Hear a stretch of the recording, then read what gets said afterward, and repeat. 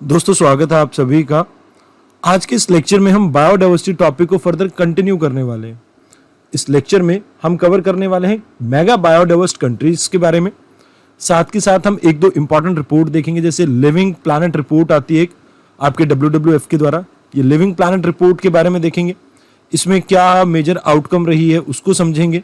साथ के साथ एक फाओ की रिपोर्ट आई थी आज से कुछ साल पहले, जो कि हम यूज कर सकते हैं किसी भी आंसर के इंट्रोडक्शन में। इस डाटा को हम उसके बारे में जानेंगे, क्योंकि क्लाइमेट चेंज से भी आप इसे रिलेट कर सकते हैं, तो काफी इंपॉर्टेंट है ये रिपोर्ट। फिर साथ के साथ हम जानेंगे ग्लोबल बायोडाइवर्सिटी आउटलुक रिपोर्ट के बारे में। अब यहां पर भी हम इंपॉर्टेंट डाटाज वगैरह के बारे में जानेंगे और समझेंगे कि कैसे हम इसे यूटिलाइज कर सकते हैं अपने एग्जाम में। साथ के साथ India as a mega biodiverse country, इसके बारे में समझेंगे। साथ यहां पर हम कुछ हॉटस्पॉट्स के बारे में भी जानेंगे। बायोडाइवर्सिटी के इंडिया में क्या रीजंस हैं, हम उसके बारे में भी जानेंगे। जो अलग अलग बायोडाइवर्सिटी एरिया में हॉटस्पॉट्स देखने को मिलते हैं इंडिया में, जैसे वेस्टर्न घाट एंड ऑल, हम उनके बारे में समझेंगे डिटेल में, थोड़ा मैप वगैरह के वर्क के साथ, ताकि लाइक पेपर में अगर इसके बारे में कभी कोई क्वेश्चन आए तो मैप ड्रॉ करके आप इजीली उसके बारे में समझ सकें। अभी जो कॉजेज है बायोडाइवर्सिटी लॉस के, हम उसको भी समझेंगे थोड़ा। और साथ के साथ हैबिटेट फ्रेगमेंटेशन वगैरह, जो ये रीजंस वगैरह रहते हैं, हम इनके बारे में थोड़ा डिटेल में भी समझेंगे। तो आज के लेक्चर में मोर और लेस हम इन टॉपिक्स को कवर करने वाले हैं। आइए शुरुआत करते हैं आज के टॉपिक की। सबसे पहले आपको समझना होगा मेगा बायोडाइवर्स कंट्री होती क्या है। देखिए, एक ऐसी कंट्री जहां पर आपको बायोडाइवर्सिटी बहुत लार्ज स्केल में देखने को मिल रही हो, इस सभी कंट्रीज को हम क्या कह देते हैं, मेगा बायोडाइवर्स कंट्रीज। अब बायोडाइवर्सिटी हाई होने के बहुत से रीजंस हो सकते हैं, बट हम समझेंगे इसे इंडियन पर्सपेक्टिव से जब हम इंडिया को कवर करेंगे। बट फिलहाल आपको समझना होगा कि ये बायोडाइवर्सिटी काफी क्रिटिकल है उस कंट्री, उस नेशन के सर्वाइवल के लिए। अगर ये बायोडाइवर्सिटी के ऊपर कुछ भी इंपैक्ट होता है तो इस नेशन का जो सर्वाइवल है, that can also be impacted. Example के तौर पर मैं आपको बताना चाहूंगा, जैसे आप इंडिया की बात कीजिए। इंडिया में वेस्टर्न घाट, ईस्टर्न घाट, यहां पर आपको अलग अलग बायोडाइवर्सिटी देखने को मिलती है। ईस्टर्न हिमालयाज में अलग अलग बायोडाइवर्सिटी देखने को मिलती है। अगर इन पे कुछ भी इंपैक्ट होता है तो कहीं ना कहीं इंडिया एज अ होल, चाहे इकोनॉमी की बात करें, चाहे आप क्लाइमेट की बात करें, उन सभी चीजों के ऊपर बहुत सा इंपैक्ट पड़ सकता है। तो that's why it is very crucial कि हम इस बायोडाइवर्सिटी को मेंटेन करें। अब ये जो बायोडाइवर्सिटी है, ऐसा नहीं है कि हर जगह सेम देखने को मिलती है। मैंने आपको बताया था कि इक्वेटर के आसपास आपको ज्यादातर बायोडाइवर्सिटी हाई देखने को मिलती है। तो जितनी भी ये कंट्रीज हैं जहां पर ये बायोडाइवर्सिटी हाई देखने को मिलती है, ये अनइवनली डिस्ट्रीब्यूटेड है थ्रू आउट द वर्ल्ड। अब इसमें सबसे पहले मैं आपको ये बता दूं कि लगभग 17 ऐसी कंट्रीज है जहां पर आपको मेगा बायोडाइवर्सिटी देखने को मिलती है, और भारत भी इसमें से एक है। बट जनरली जो डेवलप्ड कंट्रीज है वहां पर इतनी बायोडाइवर्सिटी देखने को नहीं मिलती जितनी कि आपको डेवलपिंग कंट्रीज में देखने को मिलती है। रीजन बीइंग, जो भी आपकी ट्रॉपिकल कंट्रीज हैं, इन ट्रॉपिकल कंट्रीज में ज्यादा बायोडाइवर्सिटी देखने को मिलती है, और यही कारण है जिसकी वजह से आप ये देखते हैं कि ये कंट्रीज काफी फ्रजाइल है। क्यों? क्योंकि एक तो इनके पास फाइनेंस नहीं है इस बायोडाइवर्सिटी को कंजर्व करने के लिए, और दूसरा यहां पर जो रिक्वायर्ड टेक्नोलॉजी वगैरह है वो भी अवेलेबल नहीं है।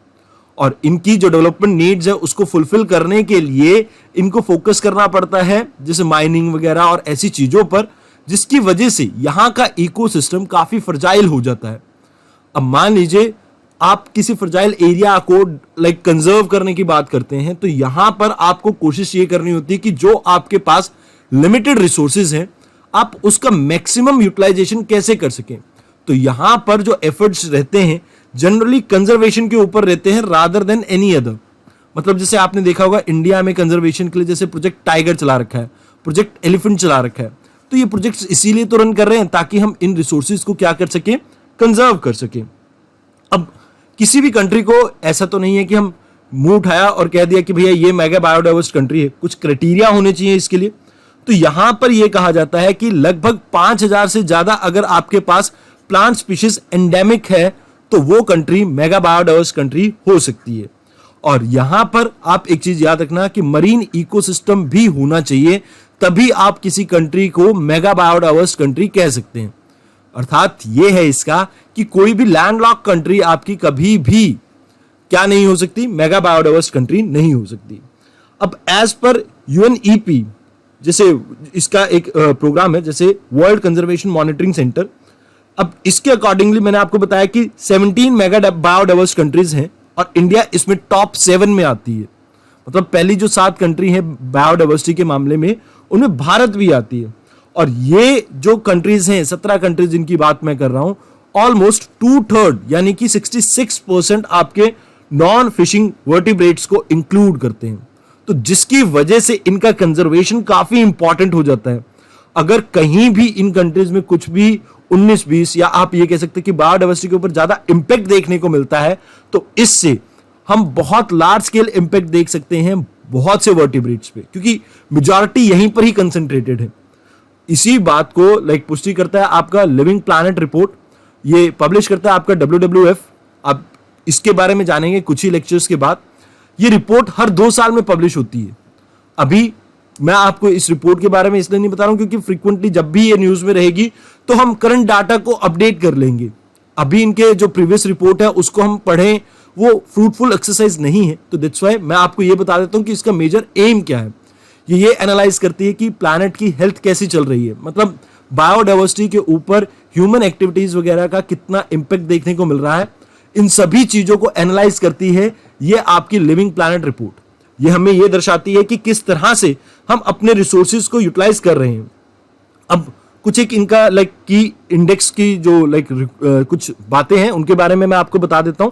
जैसे लिविंग प्लैनेट इंडेक्स में ये बताया गया कि ग्लोबली अगर हम देखें तो 68% हमें डिक्लाइन देखने को मिला है ग्लोबल वर्टिब्रेट स्पीशीज की पॉपुलेशन में। जो वर्टिब्रेट्स होते हैं, जिनकी रीढ़ की हड्डी होती है, उन्हें कहते हैं वर्टिब्रेट्स। इनकी पॉपुलेशन में 1970 से लेकर 2016 के बीच में ऑलमोस्ट 70% या आप ये कह सकते हैं कि 2/3 पॉपुलेशन में डिक्लाइन देखने को मिला है हमें। इसमें भी हम एशिया पैसिफिक एरिया की बात करें तो ऑलमोस्ट 45% डिक्लाइन तो सिर्फ और सिर्फ इसी एरिया में आपको देखने को मिला है। हाल के दिनों में जो फ्रेश वाटर स्पीशीज हैं आपकी, उनकी पॉपुलेशन में भी 84% डिक्लाइन देखने को मिला है 1970 के स्टैंडर्ड्स के मुकाबले। और उससे पहले जो डिक्लाइन हुआ है हम उसके बारे में तो बात कर ही नहीं रहे हैं। ऑलमोस्ट जो 1/3 आपकी पॉपुलेशन है, ये फ्रेश वाटर पॉपुलेशन, ये आज की डेट में या तो थ्रेटेंड है या बहुत ज्यादा वनरेबल कैटेगरी में आती है। आप इस बात को समझिए कि इन डाटा को आप कभी भी यूज कर सकते हैं जब आपको बायोडाइवर्सिटी से रिलेटेड टॉपिक आया हो, तो आप इनसे शुरुआत करेंगे तो काफी अच्छा रहेगा आपके लिए। तो इस डाटा को सिर्फ याद रखना, जब भी आपको मेंस में इसके बारे में क्वेश्चन आए तभी इसको यूज करना है।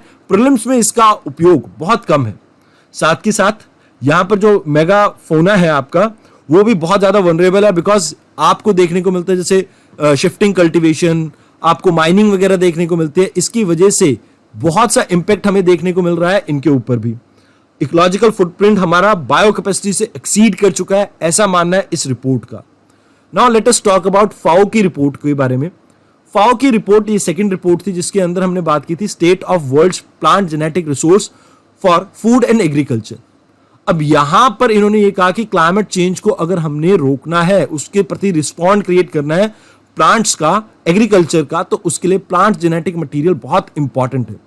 जैसा कि मैं आपको पहले भी बता चुका हूं कि एग्रीकल्चर में हम जो रिसर्च वगैरह कंडक्ट करते हैं, तो जो बायोटिक मटेरियल है यानी कि जो जेनेटिक मटेरियल है आपके प्लांट्स का, हम उसको इंटरमिंगल करते हैं, मतलब एक दूसरे के साथ जोड़कर कोई नई स्पीशीज डेवलप करने की कोशिश करते हैं।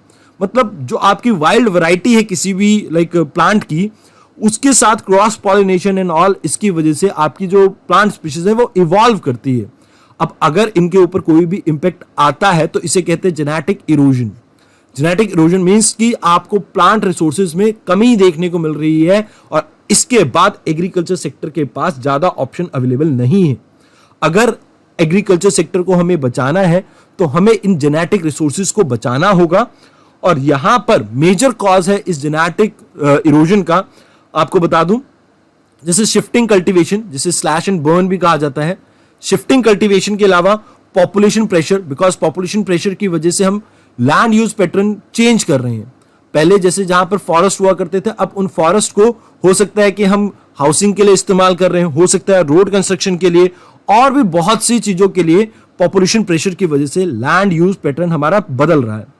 साथ के साथ जो मवेशी हैं, जैसे भारत स्पेसिफिक हम बात करें तो भारत में मवेशी यानी कि लाइव स्टॉक बहुत ज्यादा देखने को मिलता है। और इन लाइफ स्टॉक की ओवर ग्रेजिंग के कारण भी अक्सर आपको ये प्रॉब्लम देखने को मिलती है, जिसकी वजह से प्लांट का जेनेटिक रिसोर्स कम होता जा रहा है। इसके अलावा जो इन्वायरमेंटल डिग्रेडेशन है, इन्वायरमेंटल डिग्रेडेशन मतलब कि जो पोल्यूशन बढ़ रहा है, जो डेजर्टिफिकेशन बढ़ रहा है, इसकी वजह से भी आपको जेनेटिक मटेरियल में कमी देखने को मिल रही है। And last not the least, monoculture. Monoculture क्या होता है? हम एक ही तरह के प्लांट्स को उगाने की कोशिश कर रहे हैं, दैट इज मोनोकल्चर। अब मोनोकल्चर को आपको समझाने के लिए मैं आपको बता दूं, जैसे भारत में पहले बहुत से प्लांट्स वगैरह, जंगल वगैरह देखने को मिलते थे, बट फिर आपने ये देखा होगा कि जो जब हम एग्रीकल्चर को इंट्रोड्यूस करते हैं, जैसे आयरन एज आती है, तो उस समय लार्ज स्केल में जंगलों को काटा जाता है। उसके बाद वीट की कल्टीवेशन और इस तरह की धान वगैरह की कल्टीवेशन स्टार्ट होती है। तो जिसकी वजह से आप क्या देखते हैं कि भारत में मोनोकल्चर को प्रमोट किया गया। और सेकंड जो इसके अंदर पुश देखने को मिला, that was during east India company, जिन्होंने मोनोकल्चर को प्रमोट, मतलब जैसे आपकी कैश क्रॉप्स हैं, जैसे टी होगी, कॉफी होगी और वीट होगी, इंडिगो होगी, इनकी प्रमोशन के लिए जंगल को काटा। तो इससे भी जेनेटिक रिसोर्स में कमी देखने को मिली।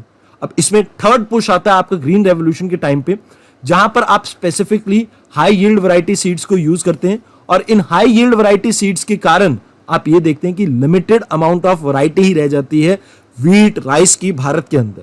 जैसे पहले की बात की जाए तो भारत में हजारों वैरायटी मिलती थी वीट्स की, जैसे आपको मध्य प्रदेश की सरबती वीट के बारे में पता होगा। तो ऐसी बहुत सी वैरायटी देखने को मिलती थी, पर धीरे धीरे ये वैरायटी कम होती गई, बिकॉज हम फोकस करते रहे पर्टिकुलरली कुछ ही स्पेसिफिक सीड वैरायटी के ऊपर, तो जिसकी वजह से ये ओवरऑल डिक्लाइन देखने को मिला हमें। अब लोकल डाइवर्सिटी के बारे में बात करें तो ये आधे टाइम तक अनडॉक्यूमेंटेड रहती है। अनडॉक्यूमेंटेड क्यों? जैसे मान लीजिए कोई रिमोट विलेज है इंडिया के अंदर, इस रिमोट विलेज के अंदर अगर हम कोई क्रॉप उगा रहे हैं, कोई राइस की वैरायटी है, वीट की वैरायटी है, या किसी और चीज की कोई वैरायटी है, कॉटन की या किसी चीज की भी, वो आप डॉक्यूमेंट थोड़ी करेंगे, वो आपको पता भी नहीं होगा। तो अनडॉक्यूमेंटेड ये एक मेजर कारण है जिसकी वजह से जेनेटिक रिसोर्स हमारा क्या हो रहा है, डिप्लीट हो रहा है। बिकॉज अगर हम इसके जेनेटिक मेकअप को सेव करके रखें, बचा कर रखें, तो इससे बहुत बेनिफिट मिल सकता था। साथ ही साथ अनमैनेज्ड क्यों? देखिए अनमैनेज्ड इसलिए, अनमैनेज्ड में आप इस चीज को समझिए कि हम जो रिसोर्सेज हमारे पास हैं उनको टाइमली सेव नहीं कर पा रहे हैं। ह्यूमन पॉपुलेशन बढ़ने के कारण लैंड के ऊपर जो प्रेशर देखने को मिल रहा है, उसकी वजह से आप देखते हैं कि डेजर्टिफिकेशन, फॉरेस्ट फायर्स और ये और भी बहुत सी तरीके की समस्याएं, जैसे slash and burn and all. तो इसकी वजह से क्या हो रहा है कि हम जो हमारे पास जेनेटिक रिसोर्स है उसका डॉक्यूमेंटेशन नहीं कर पा रहे। अब डॉक्यूमेंटेशन नहीं हो पा रहा तो इसकी वजह से आप क्या देख रहे हैं कि उसे मैनेज करने में उतनी ही तकलीफ रहेगी हमें। अब मुझे अगर पता ही ना हो कि कोई राइस वैरायटी एक पर्टिकुलर एरिया में, रिमोट एरिया में एग्जिस्ट करती है, मैं उसे मैनेज कैसे कर सकता हूं? तो undocumentation is one of the reason जिसकी वजह से अनमैनेजमेंट ज्यादा बढ़ रहा है भारत के अंदर, या आप ये कह सकते हैं सभी देशों के अंदर। Now let us talk about global biodiversity outlook के बारे में। अब ये पीरियडिकली रिलीज करता है आपका यूएन। अभी इसके अंदर एक की मैसेज ये था कि जो करंट ट्रेंड है, जो प्रेशर देखने को मिल रहा है बायोडाइवर्सिटी के ऊपर, ये कंटिन्यू रहेगा और इंक्रीज करेगा कब तक? 2020 तक। ऑल्दो इसके बाद थोड़ा बहुत डिक्लाइन देखने को मिलेगा बायोडाइवर्सिटी के ऊपर प्रेशर का, बट स्टिल उनका डिग्रेडेशन कंटिन्यू रहेगा। तो ऐसा मानना है ग्लोबल बायोडाइवर्सिटी रिपोर्ट का। Now let us talk about India as a mega biodiverse country. तो आपको पता होगा कि इंडिया के पास बायोडाइवर्सिटी बहुत हाई है और ये तीनों लेवल पे है। अगर हम बात करें, it is not just about कि हमारे पास बहुत सी स्पीशीज देखने को मिल रही है, हमारे पास जीन्स की वैरायटी भी बहुत है, हमारे पास स्पीशीज की वैरायटी भी बहुत है, हमारे पास इकोसिस्टम की भी वैरायटी बहुत है। अब इसे मैं समझाना चाहूंगा आपको। जैसे अगर हम बात करें इकोसिस्टम की, तो यहां पर हमें डेजर्ट देखने को मिलता है, यहां पर हमें माउंटेन्स देखने को मिलती हैं, यहां पर हमें वेस्टर्न घाट्स देखने को मिलते हैं, कोस्टल प्लेन्स देखने को मिलते हैं, यहां पर ईस्टर्न घाट, कोस्टल प्लेन्स, ये आपके अलग अलग प्लेट्यूज देखने को मिलते हैं, यहां पर प्लेन्स देखने को मिलते हैं। तो जिसकी वजह से इंडिया में बायोडाइवर्सिटी बहुत डिफरेंट है, क्योंकि इस अलग अलग इकोसिस्टम की वजह से आपको अलग अलग जानवर देखने को मिलते हैं। जैसे हम यहां पर हिमालयन ताहिर के बारे में बात करते हैं, यहां पर हम नीलगिरी ताहिर के बारे में बात करते हैं, तो जीन्स में फर्क है इनकी, बट ताहिर तो ताहिर ही है ना। उसके अलावा मैं यहां पर अगर स्पीशीज की बात करूं तो यहां पर आपको लाइक वाइल्ड एस देखने को मिलता है इस एरिया में, क्राई कैमल देखने को मिलते हैं, और सेम वे अगर हम बात करें डिफरेंट एरिया में अलग टाइप की स्पीशीज आपको देखने को मिल जाती है। तो ये क्या दर्शाता है इंडिया की बायोडाइवर्सिटी रिचनेस को। अगर हम बात करें प्लैनेट की रिचनेस के मुताबिक तो वर्ल्ड में हम 10वें नंबर पे आते हैं, वर्ल्ड में हम 10th प्लेस पे आते हैं प्लांट रिचनेस, अगर हम सिर्फ प्लांट रिचनेस की बात करें। अगर इसके अलावा एशिया स्पेसिफिक अगर हम बात करें तो हम 4थे नंबर पे आते हैं। अब यहां पर एंडेमिक स्पीशीज की अगर बात करें वर्टिब्रेट की तो हम 11वें नंबर पे आते हैं ग्लोबली। तो काफी अच्छी इंट्रोडक्शन हो सकते हैं अगर आप इन डाटा को यूज करते हैं। और मैमल्स की रिचनेस में अगर हम बात करें तो हम 10वें नंबर पे आते हैं। तो इस तरह का डाटा अगर आप इंट्रोडक्शन में यूज करेंगे ना तो आप लाइक अपने जो कॉम्पिटिटर्स हैं उनसे थोड़ा बेटर परफॉर्म कर पाएंगे। अब इंडिया में 4 ऐसे एरिया हैं जहां पर आपको बायोडाइवर्सिटी बहुत हाई देखने को मिलती है, और इन 4 एरिया के बारे में हम थोड़ा डिटेल में भी बात करेंगे। जैसे अगर हम बात करें सबसे पहले आपको इस एरिया में बायोडाइवर्सिटी अच्छी खासी देखने को मिलती है हिमालयन वाले इस पार्ट में, नॉर्थ वेस्टर्न हिमालयाज की अगर हम बात करें। फिर यहाँ पर पूर्वांचल वाले इस पार्ट में भी हमें बायोडाइवर्सिटी अच्छी खासी देखने को मिलती है। देन यहाँ पर वेस्टर्न घाट वाले एरिया में हमें बायोडाइवर्सिटी अच्छी खासी देखने को मिलती है। And last one is your this area जिसे हम अंडमान एंड निकोबार कहते हैं। अब इंडिया के पास अगर हम नॉर्मली बात करें तो मैमल की लगभग 350 से ज्यादा स्पीशीज देखने को मिलती है, जो कि वर्ल्ड स्पीशीज का 7.6% है। उसके अलावा बर्ड्स की लगभग 1000 से ज्यादा स्पीशीज देखने को मिलती है, 1200 के अराउंड, जो कि वर्ल्ड की पॉपुलेशन का, बर्ड पॉपुलेशन का 12.6% के आसपास है। एम्फीबियन में भी हम 4.4% को रिप्रेजेंट करते हैं। रेप्टाइल्स में हम 6.2% को रिप्रेजेंट करते हैं। फिशेस की अगर वैरायटी की बात करें तो हमारे पास 11% के आसपास फिशेस की वैरायटी देखने को मिलती है। फ्लावर प्लांट्स जिनमें फ्लावर्स वगैरह आते हैं उन प्लांट्स की बात करें तो हमारे पास 6% से ज्यादा बायोडाइवर्सिटी देखने को मिलती है भारत के अंदर। अब इसके पीछे रीजन क्या है हम इनको समझते हैं। अब देखिए इंडिया के पास थोड़ी बहुत ज्योग्राफिकल हिस्ट्री है। अब ज्योग्राफिकल हिस्ट्री कैसे, देखिए आप सभी को पता होगा, आपने प्लेट टेक्टोनिक के बारे में सुना होगा। प्लेट टेक्टोनिक में आपने लोरेंशिया, गोंडवाना इनके बारे में सुना होगा। तो उस समय भारत जैसे गोंडवाना का पार्ट था। गोंडवाना से अलग होने के बाद हम जैसे रियूनियन आइलैंड की तरफ गए, तो इसकी वजह से हमारे पास एक ज्योग्राफिकल हिस्ट्री है। अलग अलग क्लाइमेटिक जोन में हमने सर्वाइव किया है, जिसकी वजह से इंडिया में बायोडाइवर्सिटी काफी अच्छी खासी देखने को मिलती है। तो फर्स्ट पॉइंट है हमारा ज्योग्राफिकल हिस्ट्री, और इस पॉइंट को नोट डाउन करने की जरूरत नहीं है, मेरे नोट्स में या आपको मिल जाएगी। फिर उसके बाद इंडिया के अगर हम बात करें, जैसे आप इस मैप को देखते हैं तो हमारे पास लॉन्गिट्यूड और लैटिट्यूडनल वेरिएशन है। जैसे अगर हम बात करें तो ऑलमोस्ट 30 डिग्री का हमारे पास वेरिएशन इस साइड देखने को मिलता है, इस साइड भी लगभग 30 डिग्री का वेरिएशन देखने को मिलता है। तो यहां पर क्लाइमेटिक कंडीशन लॉन्गिट्यूड और लैटिट्यूड के डिफरेंस की वजह से थोड़ी अलग हो जाती है। जैसे यहां पर आपको ट्रॉपिकल कंडीशन देखने को मिल रही है, कुछ एक पार्ट में आपको इक्वेटोरियल कंडीशन देखने को मिल रही है, कुछ एक पार्ट में आपको सब ट्रॉपिकल कंडीशंस देखने को मिल रही है। तो ये वेरिएशन ही है जिसकी वजह से आप ये देखते हैं कि इंडिया में बायोडाइवर्सिटी काफी हाई है। साथ के साथ इंडिया में हिमालयाज भी हैं। हिमालयाज 2 तरह से आपकी लाइक वेरिएशन के लिए रिस्पॉन्सिबल है। एक तो एल्टीट्यूड की वेरिएशन की वजह से आपको बहुत अलग अलग स्पीशीज देखने को मिल जाती हैं। एल्टीट्यूड क्योंकि आपको पता है मिमिक करता है लैटिट्यूड को, जिसकी वजह से ये भी रीजन है जिसकी वजह से स्पीशीज की वेरिएशन यहां पर इंडिया में देखने को मिलती है। दूसरा कारण है ये जो आपके लाइक हिमालयाज हैं, they acted as a barrier, नहीं तो यहां से स्पीशीज शायद मूव कर जाती सेंट्रल हिमालय मतलब एशिया की तरफ। बट बिकॉज आप ये देखते हैं कि ये बैरियर का काम करते हैं, तो जितनी भी रेप्टाइल स्पीशीज हैं वो काफी हद तक भारत में एंडेमिक हो जाती हैं। इसके अलावा भारत के पास 7500 से ज्यादा की किलोमीटर से ज्यादा की कोस्टलाइन है। ये भी एक कारण है जिसकी वजह से इंडिया में बायोडाइवर्सिटी हाई रहती है। इसके अलावा हमारे पास आइलैंड्स भी हैं। आइलैंड्स भी हमारी जो स्पीशीज वैरायटी है इनको लाइक एनहांस करते हैं। जैसे अंडमान है, यहां पर आपको अलग स्पीशीज देखने को मिल सकती हैं।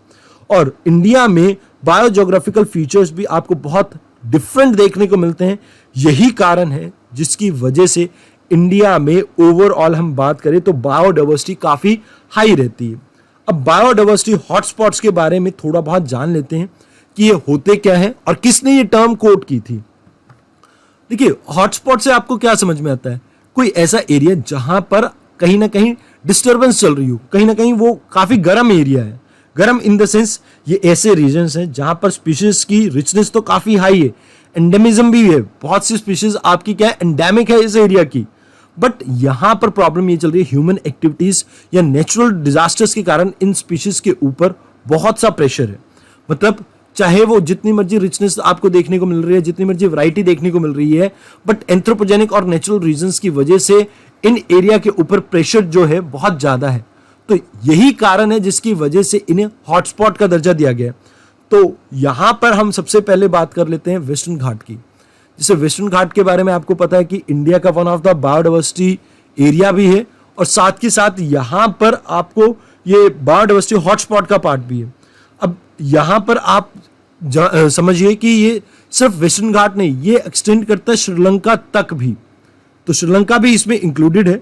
दो मेजर एरिया यहां पर आपको देखने को मिलते हैं जहां पर बायोडाइवर्सिटी हद से ज्यादा देखने को मिलती है। एक तो अगस्त्यमलई हिल्स के बारे में आपने ज्योग्राफी में सुना होगा। अगस्त्यमलई हिल्स वाला जो एरिया है वहां पर आपको ये बायोडाइवर्सिटी ज्यादा देखने को मिलती है, कुछ नीलगिरी बायोस्फीयर रिजर्व इस वाले एरिया में, और साइलेंट वैली इस वाले एरिया में आपको ज्यादा बायोडाइवर्सिटी देखने को मिलती है। अब रीजन क्या है?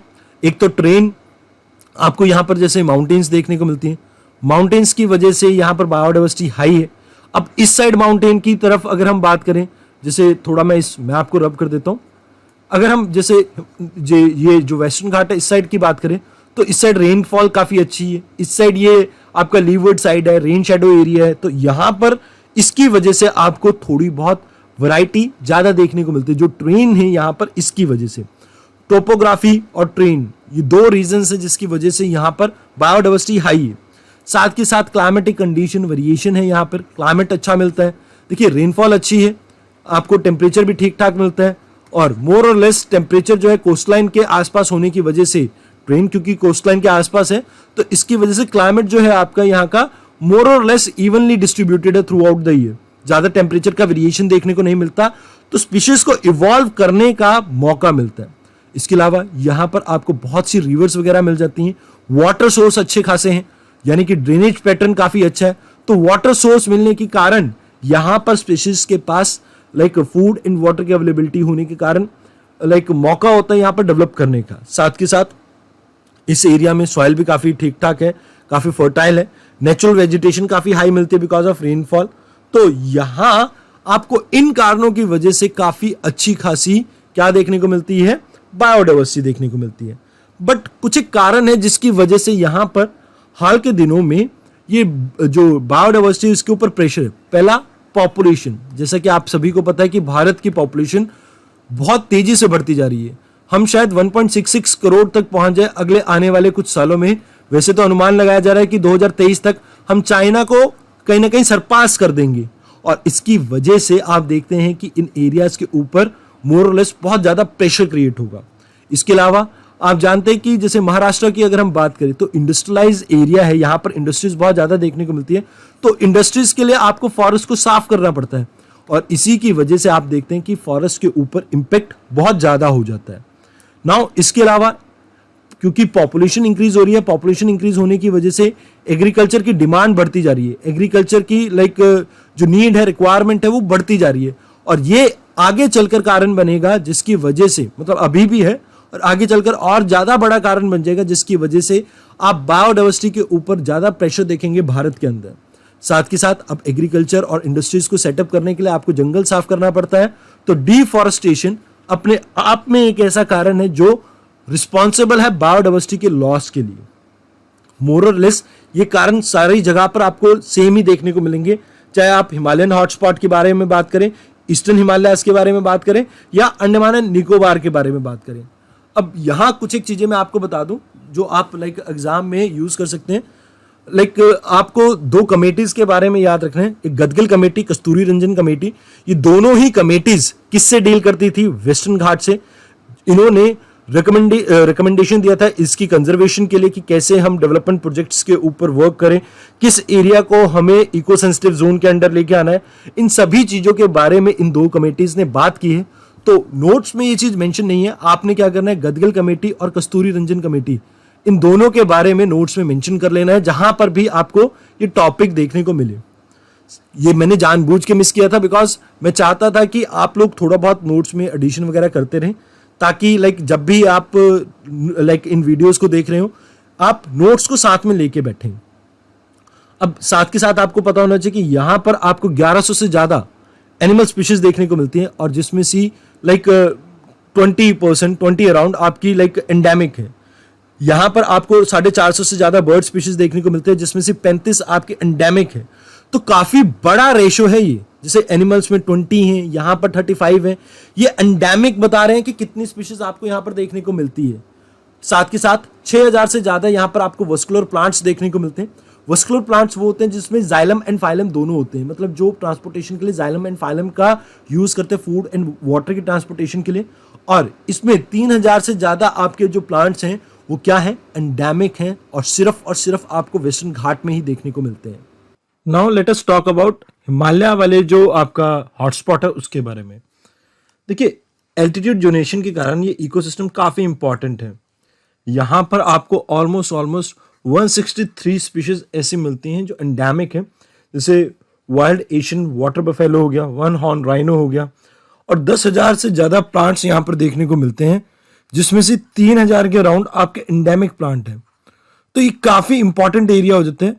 और अगर इस एरिया की हम बात करें तो आपको एक चीज याद रखनी है कि लाइक यहां पर आपको बहुत सी बायोडाइवर्सिटी ऐसी भी देखने को मिलती है जो हर्ब्स या मेडिसिनल प्लांट्स की होंगी। तो ये एरिया भी काफी इंपॉर्टेंट है। Then if we talk about eastern Himalaya, ये वाला पार्ट जो है आपका, यहां पर आपको like great variety of oaks देखने को मिलती है। रिलेटिवली यहां पर बारिश ज्यादा होगी, क्योंकि देखिए आपका जो जैसे मानसून है वो दो एरिया से घूम के आता है। जैसे एक तो यहां से ऐसे आएगा, और दूसरा यहां पर बे ऑफ बंगाल ब्रांच जो है यहां पर आके आपकी बारिश करेगी। तो बारिश ज्यादा होने की वजह से, रिलेटिवली अच्छी तरह से डिस्ट्रीब्यूटेड होने के कारण, यहां पर आपको different type of like forest देखने को मिलते हैं। जैसे आपको मिक्स्ड वेट एवरग्रीन मिलते होंगे, इसके अलावा dry evergreen type of forest आपको देखने को मिल जाते हैं कई एरिया में। डेसिडियस फॉरेस्ट देखने को मिल जाते हैं, माउंटेन टाइप ऑफ फॉरेस्ट देखने को मिल जाते हैं, और साथ के साथ स्वयं दलदली कंडीशन वाले वैसे फॉरेस्ट भी देखने को मिल जाते हैं। ये एक तरह से अगर हम माने तो इंडिया में जो सबसे मेगा बायोडाइवर्सिटी कंट्री हमारे को टैग मिला है, उसके लिए वन ऑफ द एरिया जो रिस्पॉन्सिबल है that is this area plus western घाट।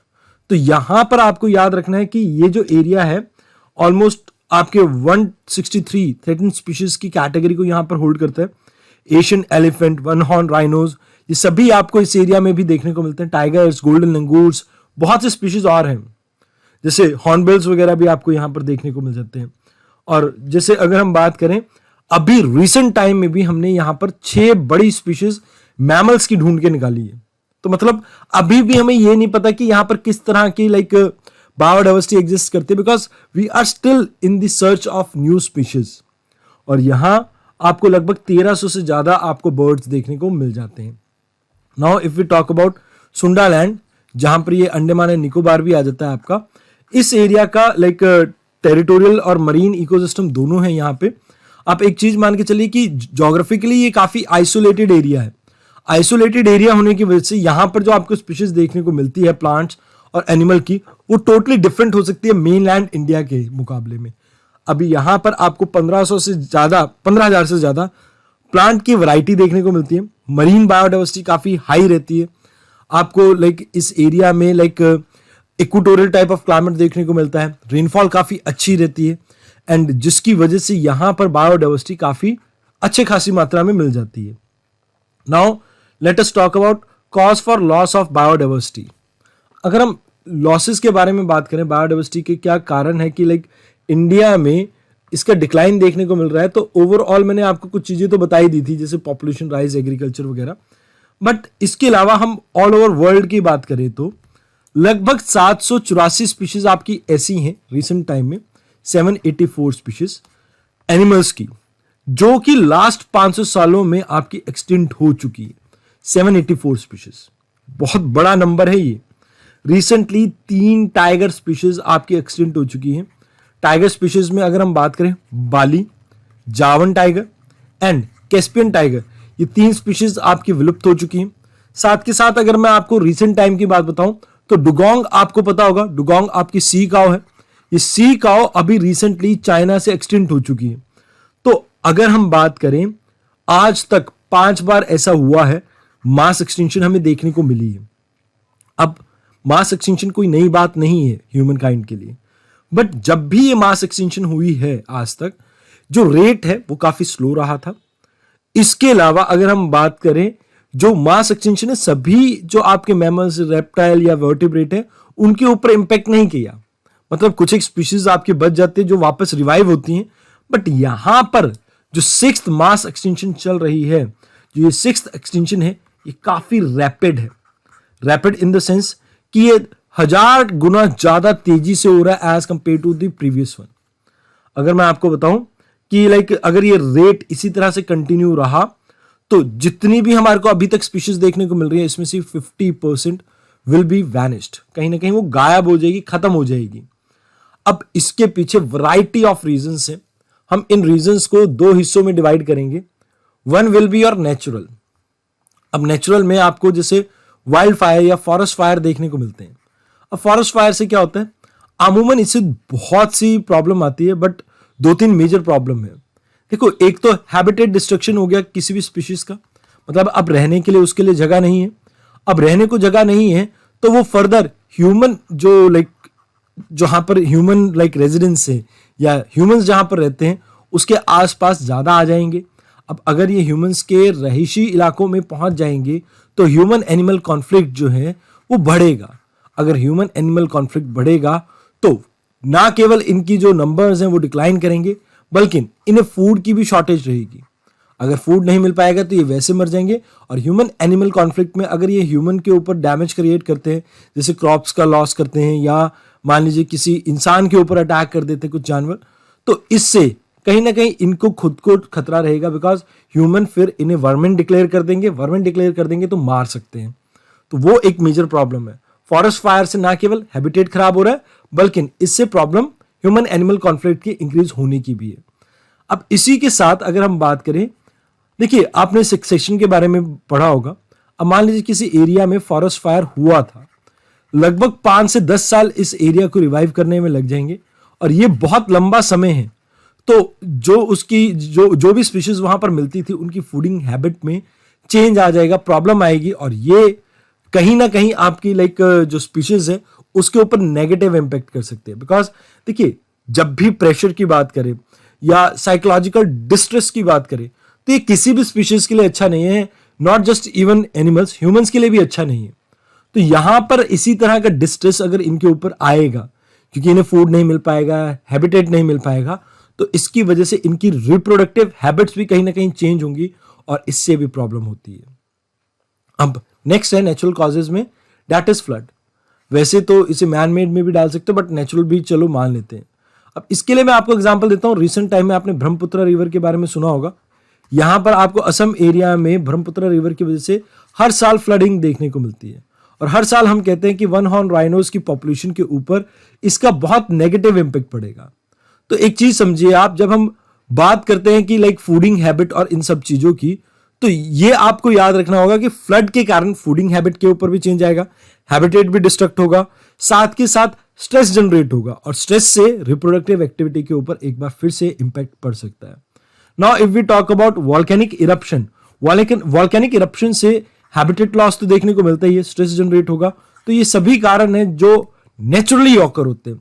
देखिए, जब हम वॉल्केनिक इरप्शन की बात करते हैं तो काफी लंबे समय तक, सालों साल, यानी 100-200 साल तक उस एरिया में वेजिटेशन नहीं उगेगी, और इतना समय बहुत पर्याप्त होता है किसी भी स्पीशीज के एक्सटिंक्शन के लिए।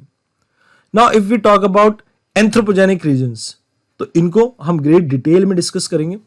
One is your habitat loss, second is over exploitation, third is alien species, fourth is secondary extinction, and fifth is climate change.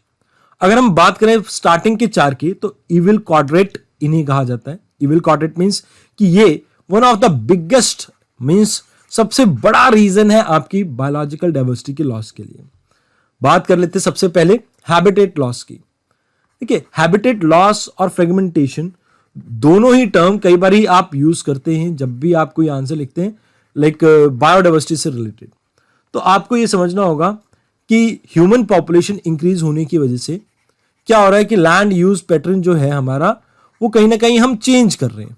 अब चेंज करने की वजह से आप क्या देखते हैं कि लाइक फॉरेस्ट एरिया है वो कन्वर्ट कर दिया हमने एग्रीकल्चर फील्ड में।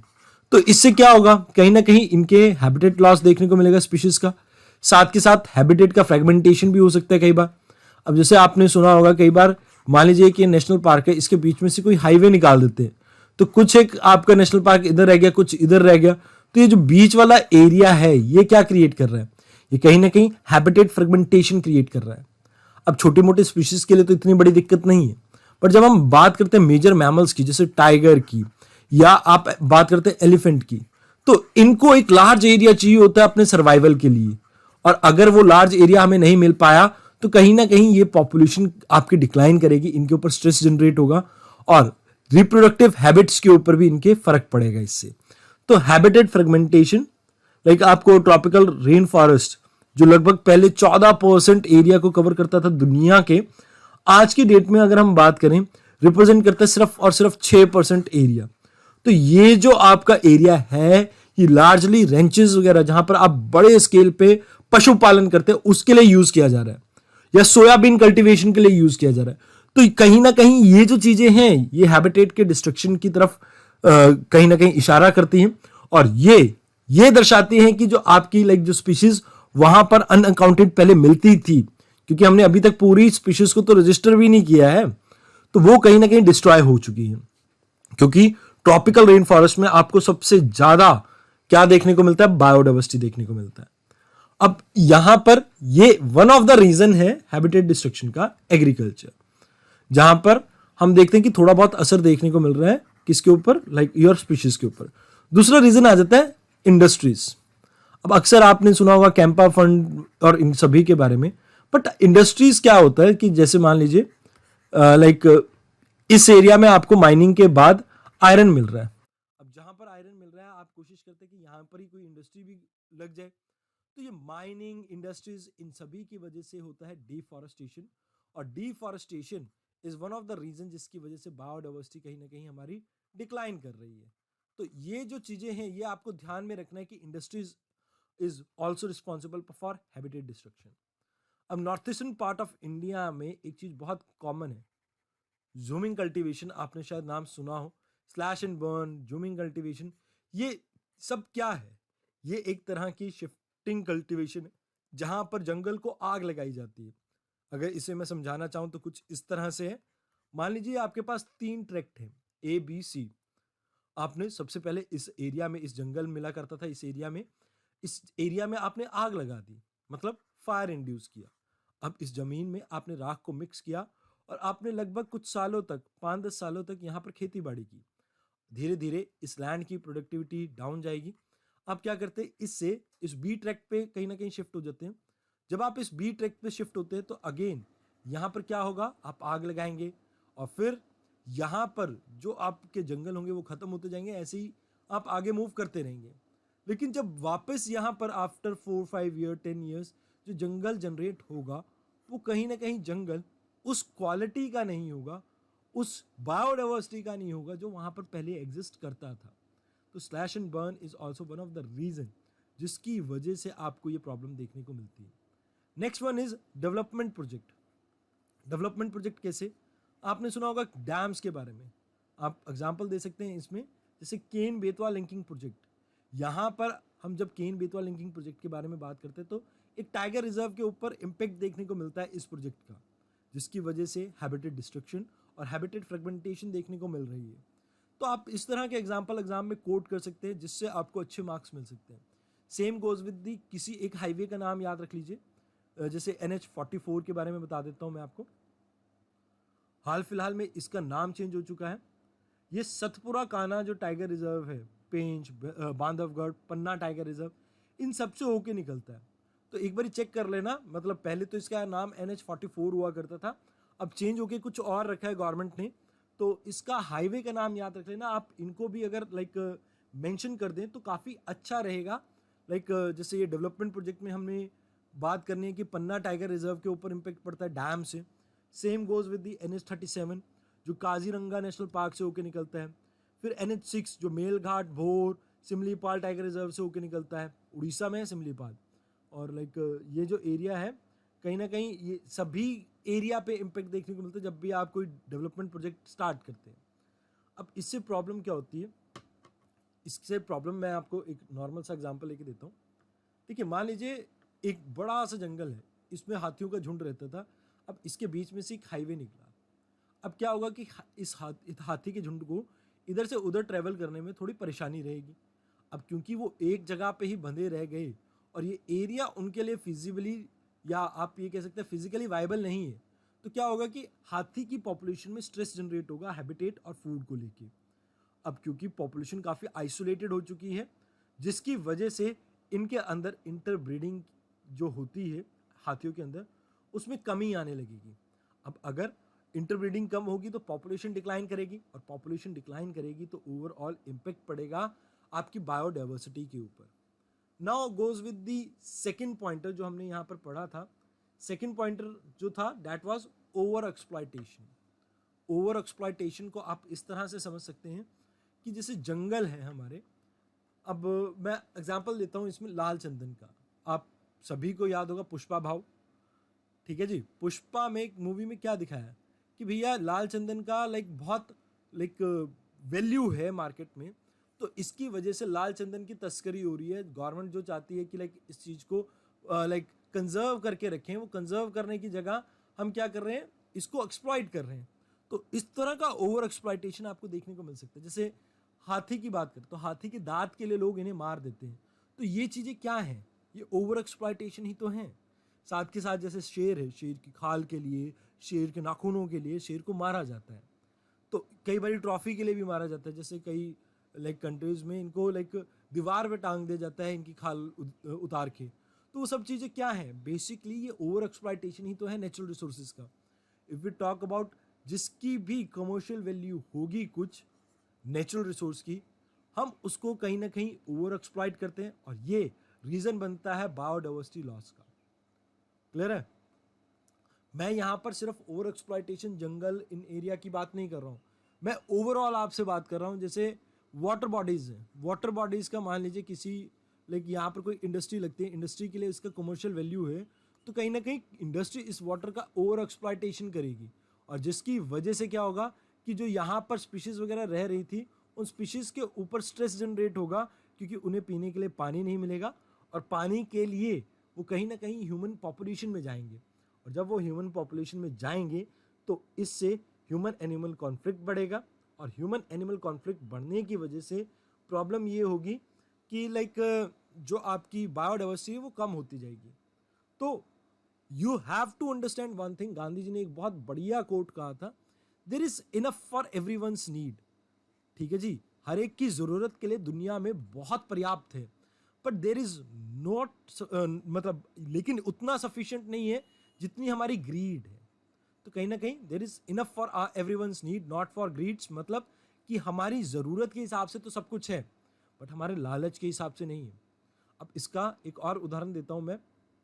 जब हम फिशिंग करते हैं, फिशिंग करते हुए हम क्या करते हैं, ट्रॉलिंग का इस्तेमाल करते हैं। ट्रॉलिंग इन द सेंस कि हम बॉटम ट्रॉलिंग का इस्तेमाल करते हैं, कि मान लीजिए ये एक वाटर बॉडी है, हम बॉटम तक अपने नेट को ट्रॉल करते हुए रेड़ते हुए लेके जाते हैं, तो यहाँ पर जितने भी हैबिटेट वगैरह होते हैं अलग अलग स्पीशीज़ के, हम उन सभी को डिस्ट्रॉय कर देते हैं।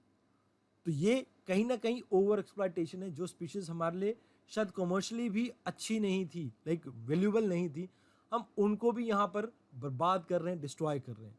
सेम गोज विद दी एक और चीज़ आती है कि हम कहीं ना कहीं एक लाइक फिनोमेना यूज़ करते हैं डायनामाइट का। डायनामाइट को हम पानी में फेंकते हैं, जिससे धमाका होता है, धमाका होने के बाद उस पूरे एरिया में फिशेस मर जाते हैं, हम उनको लेके बेच देते हैं। बट यहाँ पर कुछ केमिकल रिलीज होते हैं इन धमाकों से, डायनामाइट से, जो कि इम्पेक्ट करते हैं आपके पूरे इकोसिस्टम के ऊपर।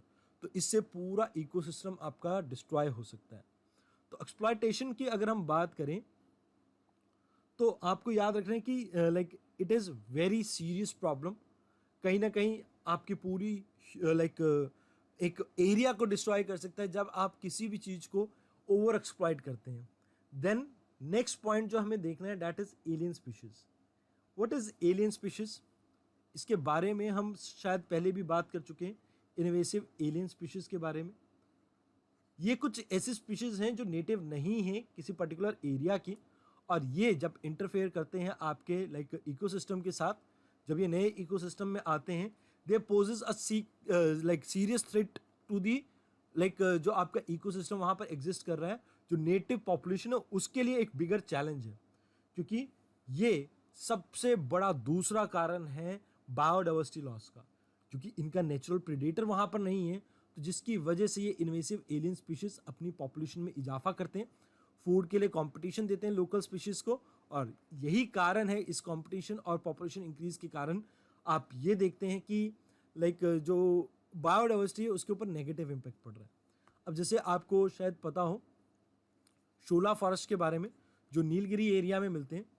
नीलगिरी एरिया में जो आपको शोला फॉरेस्ट मिलते हैं, यहाँ पर यूकलिप्टस जो कि एक ऑस्ट्रेलियन स्पीशीज की प्रजाति है, ये कहीं ना कहीं एक बड़ा चैलेंज बन चुकी है, बिकॉज यूकलिप्टस पानी बहुत ज़्यादा खींचती है, जिसकी वजह से बाकी स्पीशीज जो इस एरिया में ग्रो कर सकती थी वो ग्रो नहीं कर पा रही हैं, और जिसकी वजह से यहाँ पर काफ़ी बायोडाइवर्सिटी का लॉस देखने को मिल रहा है, प्लांट स्पीशीज ड्राई होती जा रही है।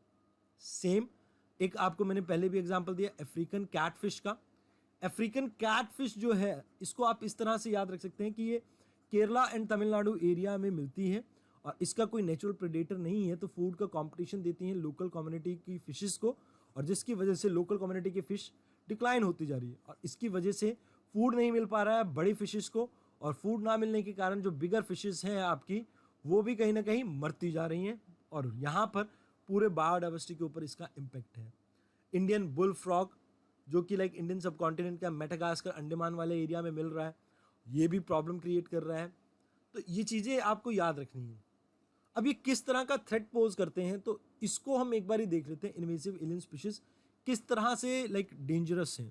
देखिए, ये प्रे करते हैं नेटिव पॉपुलेशन के ऊपर, तो मीन्स जो पहले एक आपकी मान लीजिए फिश फूड खा रही थी, अब ये कैटफिश भी सेम फूड को खा रही है, तो इससे फूड की स्कार्सिटी होगी, फूड की कमी होगी।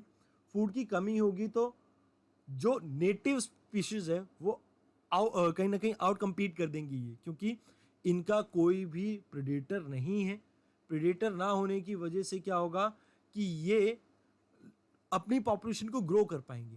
फूड के लिए पॉपुलेशन जब इनकी ग्रो करेगी तो कहीं ना कहीं जो नेटिव पॉपुलेशन है वो डिक्लाइन करेगी, और उसके ऊपर डिपेंडेंट जो भी आपकी लाइक और स्पीशीज होंगी उनके ऊपर इम्पैक्ट पड़ेगा। तो फर्स्ट इज, तो पहला पॉइंट हमारा ये है कि ये नेटिव स्पीशीज के ऊपर प्रे करती हैं और आउट कम्पीट कर देती हैं नेटिव स्पीशीज को।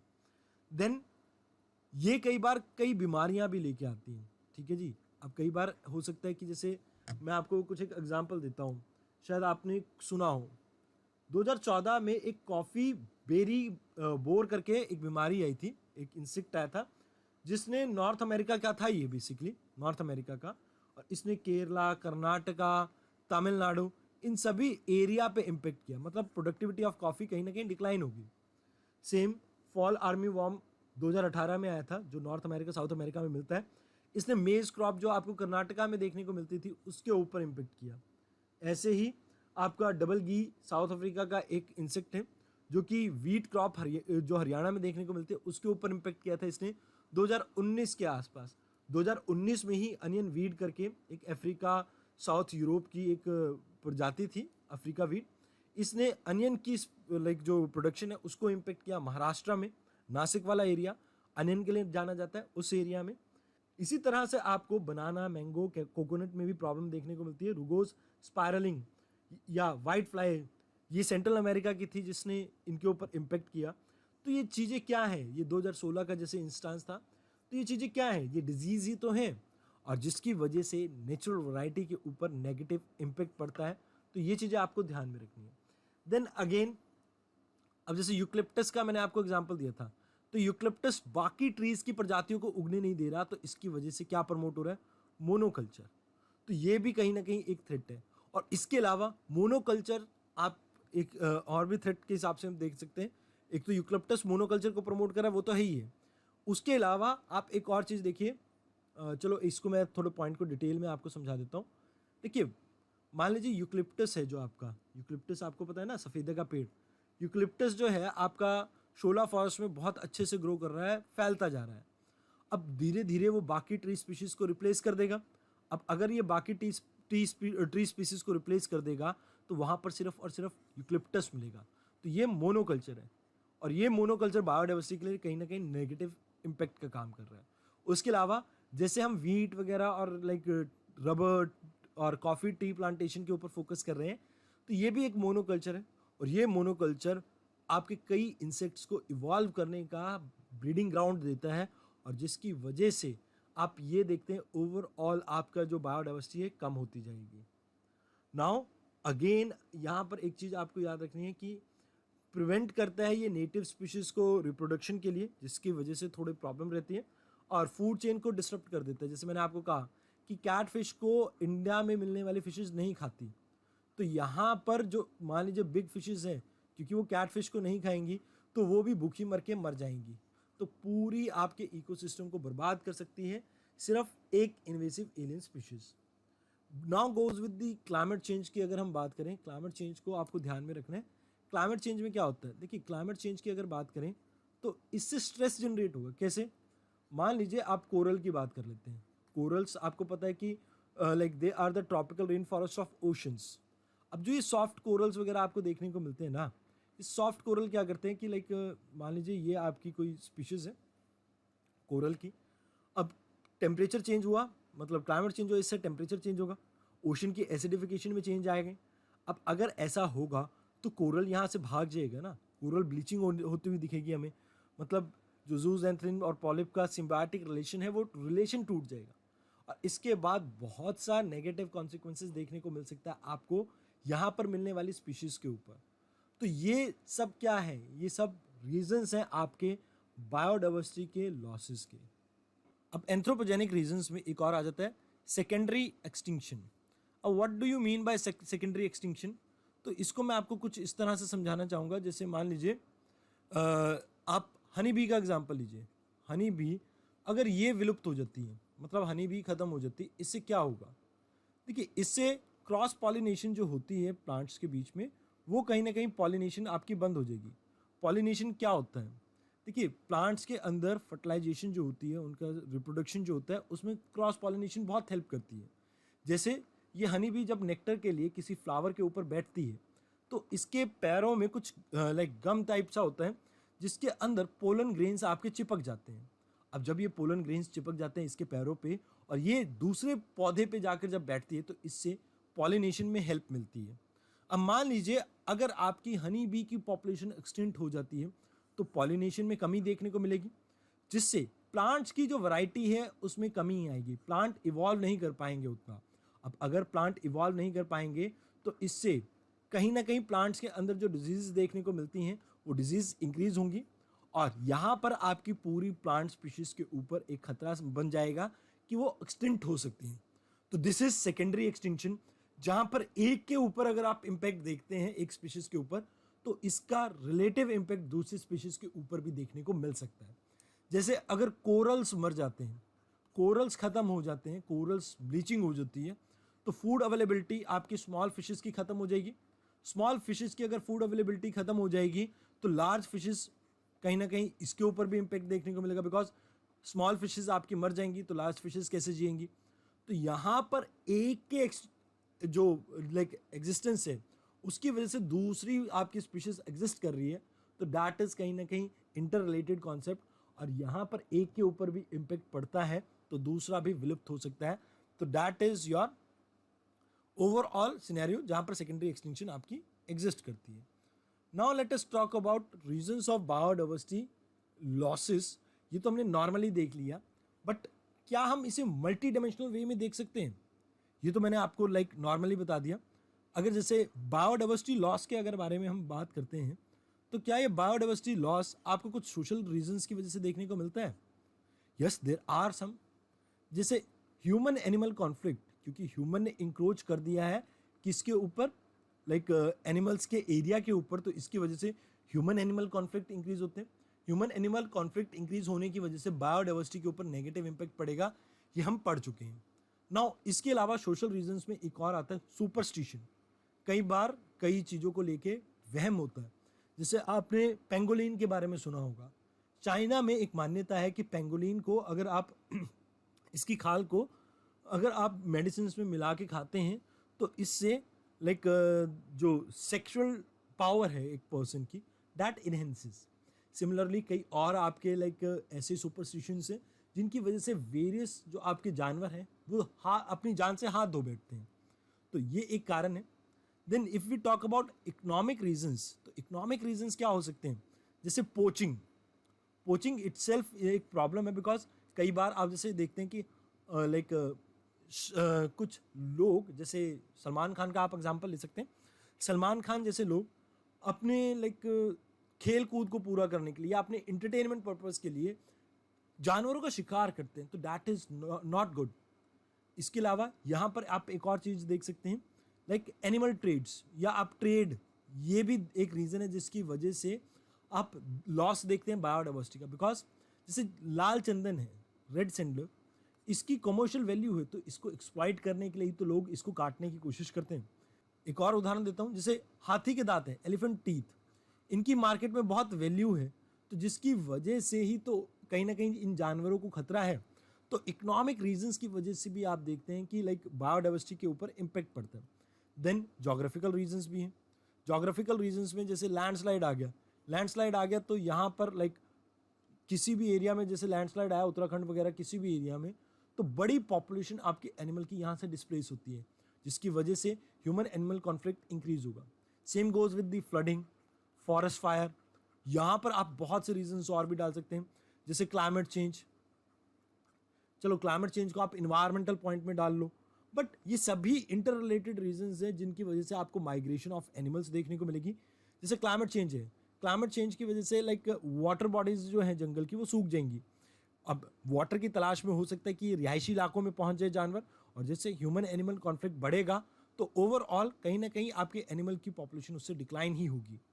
सेम गोज विद दी, आप इसमें पॉलिटिकल एंगल्स भी डाल सकते हैं।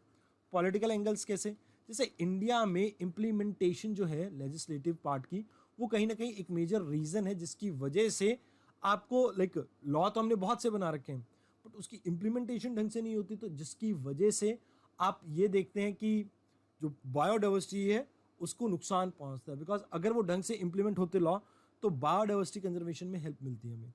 साथ के साथ अगर अफ्रीका जैसे देशों की बात करें, वहाँ पर आप देखते हैं कि जैसे लाइक डिक्टेटर्स वगैरह हैं, तो वो खुद पॉलिटिकली अगर हम बात करें, क्योंकि वहाँ पर डिक्टेटर्स हैं, लाइक आपके इतनी कंजर्वेशन एफर्ट्स नहीं होते, तो political unstability is one of the reasons जिसकी वजह से आपको देखने को मिलता है कि एनिमल के अंदर ट्रेड्स, जैसे अफ्रीका में ये काफ़ी कॉमन है।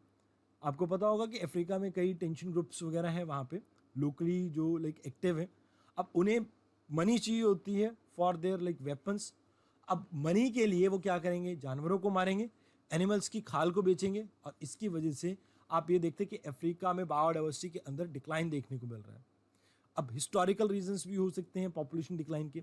जैसे आपको पता होगा भारत में चीता 1950 के आसपास तक देखने को मिलता था, 50s तक सिर्फ, मतलब 48-50 तक हमने इसे देखा भी है भारत में। लेकिन इसके बाद भारत में चीता नहीं मिलता था। क्यों? क्योंकि हिस्टोरिकली राजा रजवाड़े, ये ब्रिटिश एम्पायर जो भी थे, इन्होंने बहुत बेरहमी से इनका एक्सप्लॉयटेशन किया, इनको मारा, और जिसकी वजह से आप ये देखते हैं कि इनकी पॉपुलेशन आज की डेट में इंडिया से विलुप्त हो चुकी है। इंडिया से क्या, इंडियन सब कॉन्टिनेंट से विलुप्त हो चुकी है। एशियाटिक चीता जो है वो सिर्फ और सिर्फ ईरान में देखने को मिलता है, तो उसके अलावा कहीं नहीं। तो वो एक मेजर रीज़न है जिसकी वजह से हिस्टोरिकली अगर हम बात करें, आपको बायोडाइवर्सिटी के ऊपर लॉसेस देखने को मिल रहे हैं। अब देखिए यहाँ पर ये जो मैंने आपको लास्ट में डिवीजन वगैरह रीजंस के बारे में बताया है, that gives you broad perspective जो आपको एक्चुअल में आंसर्स में लिखना है। यहाँ पर हर पॉइंट को, जैसे मैंने social, economic, geographical, political, historic cover किया, एक एक दो पॉइंट्स को आप कवर कर सकते हैं। एक एक दो पॉइंट्स को काफ़ी डिटेल में कवर करना है, यानी एक एक दो लाइन्स में, ताकि एग्जामिनर को उसके बारे में समझ आ सके। और यहाँ पर आप फ्लो चार्ट्स वगैरह का भी इस्तेमाल कर सकते हैं, बट मोर और लेस जब भी आप कभी भी इस तरह के लाइक हैबिटेट लॉस के बारे में क्वेश्चन को आंसर कर रहे हैं, तो कोशिश कीजिए वेरियस डायमेंशंस को टच करने की, सो दैट एग्जामिनर को ये पता रहे कि आपको इस टॉपिक के बारे में कितनी डेप्थ में नॉलेज है, कि क्या इकोनॉमिक रीजंस हैं, क्या जोग्राफिकल रीजंस हैं, क्या इन्वायरमेंटल रीजंस है, सभी चीज़ों के बारे में अगर आपको पता होगा तो आप इजीली एग्जाम के जो क्वेश्चंस की नीड है उसको टैकल कर सकते हैं।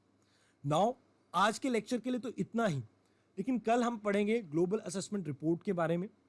ठीक है जी, 2019 की रिपोर्ट के बारे में पढ़ेंगे। स्पीशीज एक्सटिंक्शन के बारे में बात करेंगे हम कल कि क्या होता है, लोकली एक्सटिंक्ट क्या होता है, इकोलॉजिकल एक्सटिंक्ट क्या होता है, मास एक्सटिंक्शंस क्या होते हैं, जिसके इसके कारण क्या है, रेट ऑफ स्पीशीज एक्सटिंक्शंस क्या चल रहा है आज की डेट में। जैसे अगर हम बात करें 20वीं सदी तक एक स्पीशीज एक साल में विलुप्त होती थी, यानी कि 1900 से लेके टिल ईयर 2000 लगभग एक स्पीशीज एक साल में विलुप्त होती थी। बट अब ये रेट इंक्रीज हो चुका है, यानी अभी एक दिन में 100 स्पीशीज हमारी खत्म होती जा रही है। तो ये चीज़ों के बारे में बात करेंगे। हम बात करेंगे को एक्सटिंक्शन के बारे में। फिर अगर बायोडाइवर्सिटी लॉसेस हमें देखने को मिलता है तो इसके क्या इम्पैक्ट रहेंगे ह्यूमन बींग्स पे, हम उसको भी समझने की कोशिश करेंगे। साथ के साथ हम मेंस पर्सपेक्टिव से एक चीज़ डिस्कस करेंगे, that is human animal conflict, क्योंकि आपको पता होगा कि इसके बारे में फ्रिक्वेंटली न्यूज़ में आर्टिकल्स आते रहते हैं। इसके बारे में हम डिस्कस करेंगे कि क्या कॉजेज़ हैं, क्या इम्पैक्ट हैं, कैसे हम इसे प्रिवेंट कर सकते हैं। फिर कूलिंग ऑफ एनिमल्स के बारे में बात करेंगे हम। कई बार जैसे लाइक एनिमल्स को हम कह देते हैं कि इसको मार सकते हैं, तो उसके बारे में हम बात करेंगे। कुछ क्या पॉइंट जो फेवर्स में है, कुछ अगेंस्ट हैं, उसको समझने की कोशिश करेंगे। Then we will discuss about जो various type of like conservation efforts लिए गए हैं। नेशनल पार्क्स की मैं आपको साथ के साथ वीडियो अपलोड करवा रहा हूँ आपके इस कोर्स में। एक चीज़ ध्यान रखना कि नेशनल पार्क की ये जो वीडियो है ये एक्चुअल में यूट्यूब पे थी। इसमें मैंने लाइक हर दिन अलग अलग आपके नेशनल पार्क्स को कवर किया था, तो यहाँ पर उनका लाइक एक तरह का लाइक हमने जोड़कर वो वीडियो बनाई हुई है आपके लिए। तो वो वीडियो आपको लाइक सभी नेशनल पार्क के बारे में बता देगी। ये नेशनल पार्क जो रहते हैं, जो भी आपके न्यूज़ में हो, आपको सिर्फ उन्हीं नेशनल पार्क्स के ऊपर फोकस करना है, बट एक बार सभी नेशनल पार्क से गो थ्रू जरूर कर लें। साथ के साथ आप यहाँ पर बायोस्फीयर रिजर्व के बारे में भी लाइक मैं आपके साथ डिटेल्स शेयर करूँगा, लाइक एक वीडियो उसकी भी मैं आपके साथ शेयर करूँगा। ये दोनों वीडियो आपकी काफ़ी इंपॉर्टेंट रहने वाली है, क्योंकि इनके ऊपर अमूमन आपको क्वेश्चन देखने को मिल जाता है। देन आगे चलकर हम बायोडाइवर्सिटी कंजर्वेशन के एफर्ट्स के बारे में बात करेंगे, IUCN ऑन ऑल, इन सभी के बारे में बात करेंगे। और like biosphere reserve, community reserve क्या क्या होते हैं, जंगल वगैरह क्या हैं, इन सभी के बारे में डिटेल में डिस्कस करेंगे। आने वाले 4-5 लेक्चर्स में हमारा बायोडाइवर्सिटी टॉपिक कंप्लीट होगा and then we will move towards next topic. तो आज के लेक्चर में इतना ही। धन्यवाद।